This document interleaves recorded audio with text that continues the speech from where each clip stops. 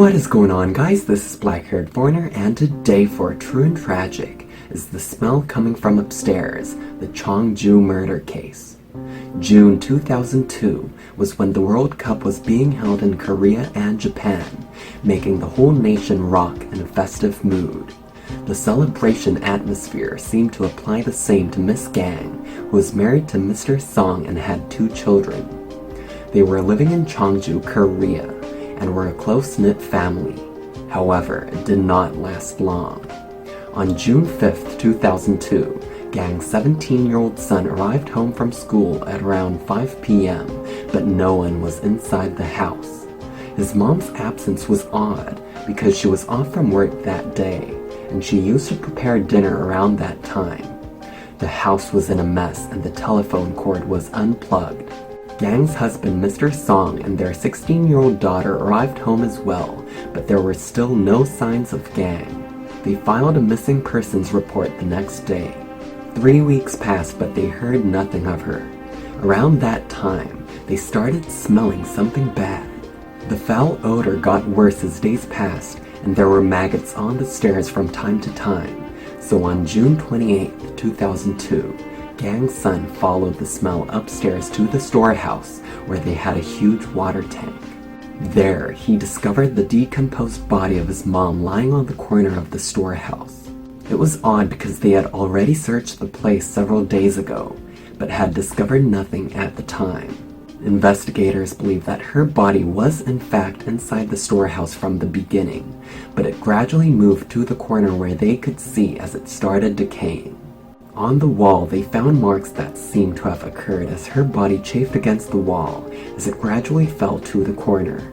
In other words, the murderer had left her body in a standing position, stuck between the water tank and the wall, and as time passed, it had flopped down on the ground.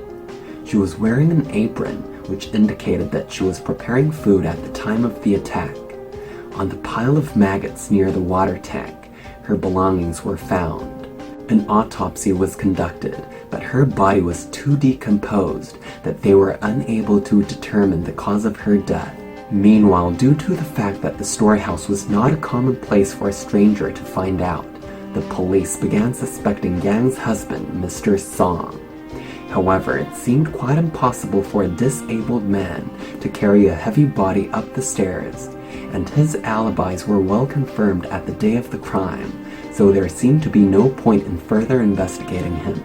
To the family's dismay, however, the police kept focusing their investigation only on Mr. Song. So Mr. Song and his children began their own investigation and found a critical clue. They noticed that someone was continuously withdrawing money from Gang's account, so they examined the surveillance cameras and obtained the image of the suspect. It was a young man whom they didn't recognize. They informed the police about their findings, but the police believed that Mr. Song was trying to mislead them by hiring someone to make them think he was not the killer. It was not until year 2011, when this case was featured in a TV program called I Want to Know It, that the police finally began releasing the suspect's images. By this time, 9 years had passed since the murder, and the belated investigation was no use. It is assumed that on the day of the incident, Gang was the only one home and the front door was unlocked.